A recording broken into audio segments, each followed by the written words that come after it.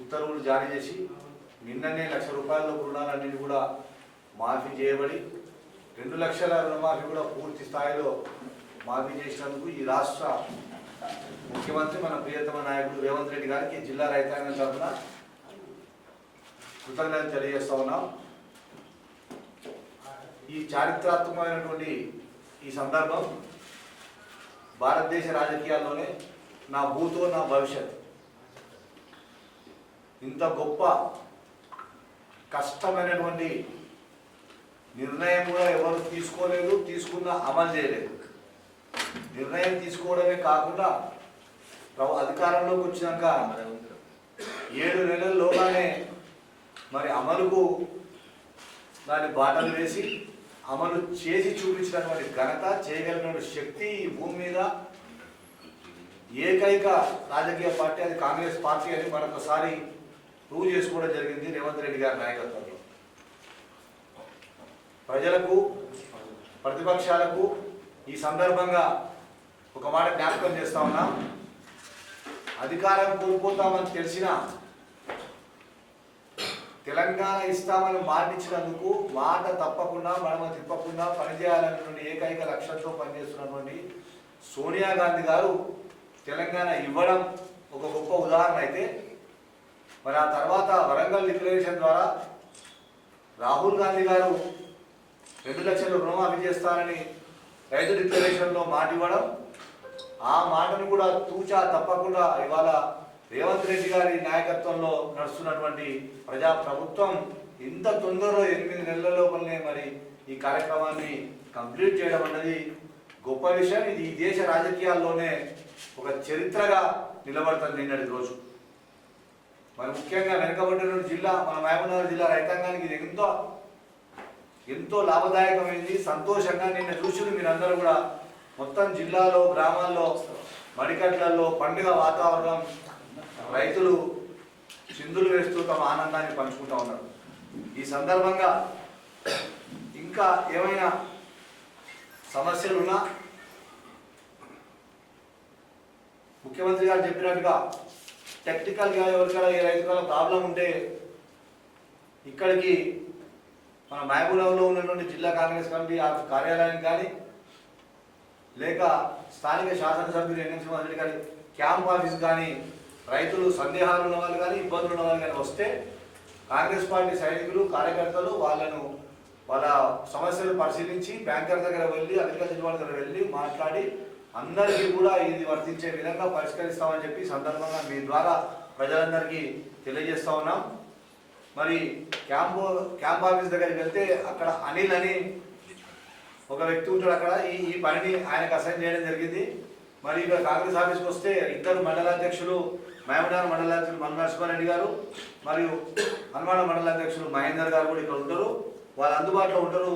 వాళ్ళ ద్వారా అందరి రైతుల సమస్యలు పరిష్కారం అవుతాయని చెప్పి కూడా ఈ సందర్భంగా తెలియజేస్తూ ప్రజలందరూ కూడా మరి క్యాంప్ ఆఫీస్లో ఉండే అనిల్ గారి నెంబర్ను ఈ ప్రెస్ మీట్ ద్వారా చెప్పదలుచుకున్నాం. 7989099197. అలాగే మహబూబ్నగర్ మండలాధ్యక్షుడు మన్ను నరసింహారెడ్డి గారు 8008413161. హనుమాన మండలాధ్యక్షుడు మహేందర్ గారి నెంబరు 9963380830. ఈ రకంగా అందరు రైతులు కూడా ఎవరైనా చిన్న సమస్యలు ఉంటే కూడా మరి ఇక్కడికి రావడం ద్వారా మీ సమస్యలన్నీ పరిష్కారం అవుతాయని చెప్పి ఈ సందర్భంగా తెలియజేస్తూ ఉన్నాం. మరి గత ప్రభుత్వంలో 2014లో ప్రకటించినటువంటి రుణమాఫీని వాళ్ళు ఒకసారి 2014లో 2018లో ఈ 2 సందర్భాల్లో కూడా వాళ్ళు చేసి ఆ రుణమాఫీని అది కూడా కొంచెంగా పూర్తిగా కాకుండా అరకొరగా చేసి సగంనే విరిగించి మొత్తం వాళ్ళు ఖర్చు పెట్టిన డబ్బు 28.354 crores, 28,354 కోట్లను ఆ ప్రభుత్వము 10 సంవత్సరాల్లో అది కూడా కొంతమందికి చెందింది. ఆ 5 సంవత్సరాల వ్యవధిలో కూడా వాళ్ళు పాక్షికంగానే చేసింది.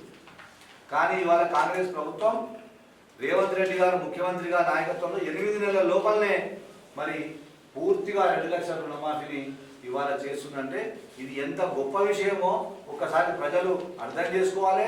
అదే రకంగా ప్రతిపక్షాలు కూడా బుద్ధి తెచ్చుకోవాలని చెప్పి ఇవాళ బీఆర్ఎస్ వాళ్ళకు బీజేపీ వాళ్ళకు కూడా కాంగ్రెస్ పార్టీ హితవు పలుకుతా ఉంది. అంతేకాదు ఈ బ్యాంకులో లోన్ తీసుకుంటేనే వస్తుంది, ఆ బ్యాంకులో లోన్ తీసుకుంటే వస్తుంది కాదు. రైతు అనేవాడు ఏ బ్యాంకులో లోన్ తీసుకున్నా, కోఆపరేటివ్ బ్యాంకులో తీసుకున్నా, నేషనలైజ్డ్ బ్యాంకులో తీసుకున్నా, ఎక్కడ తీసుకున్నా అన్నింటి కూడా కలిపి మరి రుణమాఫీ చేయడం జరిగింది. రైతులకు ఏ రకమైన ఇబ్బంది కూడా లేదు.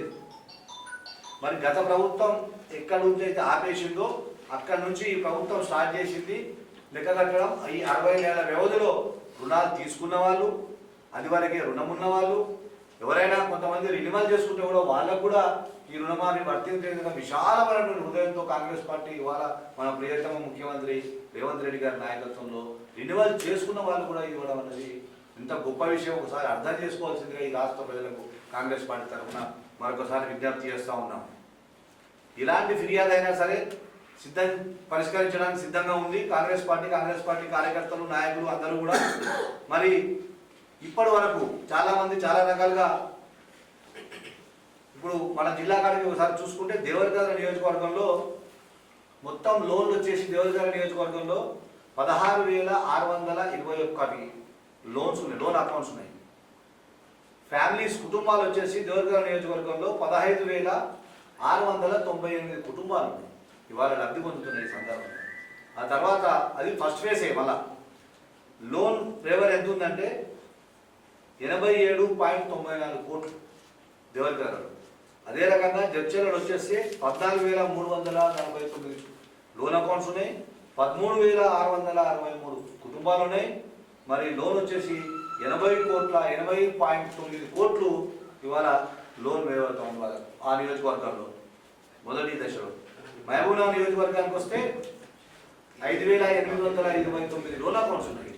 5,829 లోన్ అకౌంట్స్ ఉన్నాయి మహబూబ్నగర్ నియోజకవర్గంలో. కుటుంబాలు వచ్చేసి 5,586 కుటుంబాలు ఉన్నాయి. మరి అమౌంట్ వచ్చేసి 30.85 కోట్ల రూపాయలు ఇవాళ మొదటి దశలోనే క్లియర్ అవుతా ఉంది. మహబూబ్నగర్లో ఎందుకు ఇంత తక్కువ ఉందంటే ఎక్కువ అర్బన్ ఉంది కనుక, టౌన్ ఉంది కనుక కొంత ఇక్కడ ఫిగర్స్ తక్కువ ఉన్నాయి. ఈ సందర్భంగా చాలామంది ప్రతిపక్షాలు అవివేకంగా మాట్లాడుతూ ఉన్నారు. అసలు 6 గ్యారెంటీలు అమలేది అని. 6 గ్యారెంటీల అమలు ఆల్రెడీ దాదాపుగా అయిపోవచ్చింది. మహిళలు బస్సులో ఏదైతే ప్రయాణం చేస్తూ ఉన్నారో నేను ముఖ్యమంత్రి గారు చెప్పినట్టుగా ఇవాళ 6,048.95 crores ఇవాళ ఖర్చు పెట్టింది. అంటే రాష్ట్ర ప్రభుత్వం లాస్ట్లో ఉన్నటువంటి ఆర్టీసీని ఈ ఉచిత బస్ ప్రయాణం ద్వారా మహిళలకు ఏదైతే ఫ్రీ టికెట్ ఇస్తూ ఉందో ఆర్టీసీ, ఆ డబ్బును ప్రభుత్వం భరిస్తూ ఉంది. ఆ డబ్బును ప్రభుత్వం ఆర్టీసీ కట్టింది. అంటే ఇది 2 రకాలుగా మహిళలకు ఉచిత ప్రయాణంతో పాటు ఆర్టీసీని కూడా బలోపేతం చేయడం జరిగింది ఈ ప్రభుత్వం. దీన్ని అర్థం చేసుకోవాల్సింది కానీ ప్రజలను బుద్ధి తెచ్చుకోవాల్సింది కానీ ప్రతిపక్షాలకు కూడా హితవు కలుగుతా ఉంది. అదే రకంగా 500 గ్యాస్ సిలిండర్ ఏదైతే ఉన్నదో ఇప్పటి వరకు అంటే నిన్న ఈ వేవర్ అయ్యే వరకు కూడా చూస్తే 168.17 అంటే 168 పైచులకు కోట్ల రూపాయలు ఖర్చు చేయడం జరిగింది ఇప్పటి వరకు ఈ సబ్సిడీ 500 గ్యాస్ సిలిండర్ ద్వారా.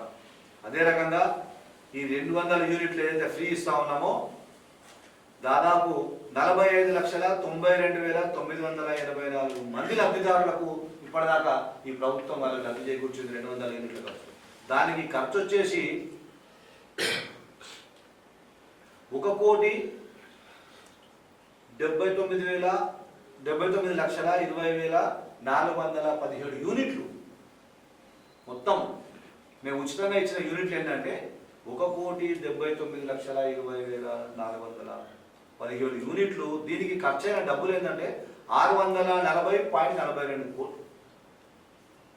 ఒకసారి చూడండి, అప్పులు దాదాపు 7 లక్షల కోట్లు మనం మిత్తి కట్టే పరిస్థితుల్లో ప్రభుత్వానికి వచ్చినటువంటి రేవంత్ రెడ్డి గారి నాయకత్వంలో ఈ ప్రభుత్వాన్ని మరి ఎన్ని వందల వేల కోట్లు ఇవాళ ప్రజల హితం కొరకు, వెల్ఫేర్ కొరకు ఖర్చు పెడతా ఉందో ఒకసారి అర్థం చేసుకోవాల్సిందిగా కాంగ్రెస్ పార్టీ తరఫున విజ్ఞప్తి చేస్తూ ఉన్నాం.